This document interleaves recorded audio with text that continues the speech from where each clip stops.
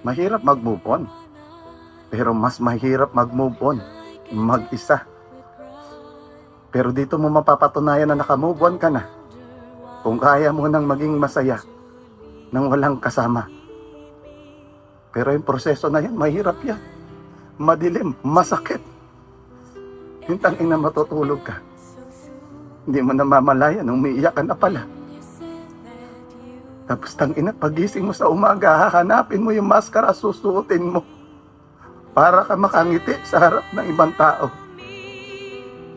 Papasok ka sa trabaho, di mo ba nakikita minsan? Tangina, kahit ilang oras ka magtrabaho, hindi ka nakakaramdam ng pagod. Pero oras na umupo ka,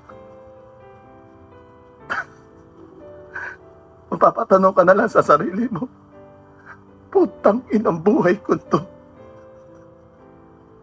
Kung sa tingin mo, ang maghanap ng iba makakatulong sa'yo, gago. Paano mo mapapasaya ibang tao kung sarili mo hindi mo pa kayang pasayahin, di ba? Sayang naman, baka makasakit ka pa.